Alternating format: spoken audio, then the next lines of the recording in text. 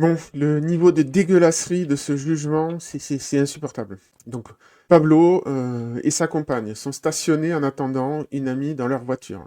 Et il y a deux gus qui arrivent, qui s'approchent et qui tentent un carjacking, sous la menace d'un couteau. Donc Pablo se défend. D'abord, il se prend un coup de couteau. Ensuite, il parvient à s'emparer du coup de couteau et à blesser un des agresseurs à l'épaule.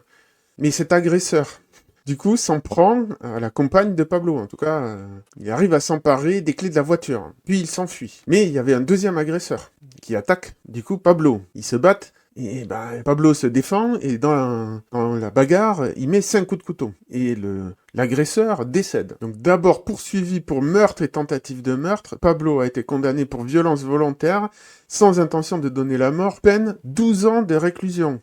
Et le rescapé, parmi les deux agresseurs, écope de 24 mois de réclusion avec 36 mois de sursis. Donc moins que Pablo. Pablo, le pauvre gars qui a rien demandé, qui a fait juste que se défendre. Et qui s'est pas défendu comme il fallait aux yeux de la justice. Il a pas fait un travail de policier parfait. Il a pas réussi à maîtriser un gars qui était avec un couteau. Qu'est-ce qu'il allait faire? Il allait mettre le couteau dans un coin, dans la boîte à gants, pendant que il se défendait contre l'autre pour qu'il y ait proportionnalité, immédiateté et nécessité, comme c'est marqué dans la loi. Alors je comprends, c'est ça.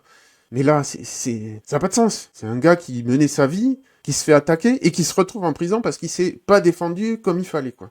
Sachant qu'il défendait sa compagne, il défendait sa voiture, il défendait sa propriété privée. Et surtout, il école plus que son agresseur, quoi. Il fallait quoi? Il fallait qu'il se laisse poignarder, comme ça, là, la justice, elle aurait rien dit. Parce que les deux agresseurs, voyant que ça ne marchait pas, ils auraient pu juste se barrer et pas insister. En plus, Pablo, il n'a pas utilisé sa propre arme. Il a récupéré l'arme que les agresseurs utilisaient. C'est absolument scandaleux. C'est une dinguerie, ce jugement. Dans certains pays, il aurait été félicité d'éliminer un criminel.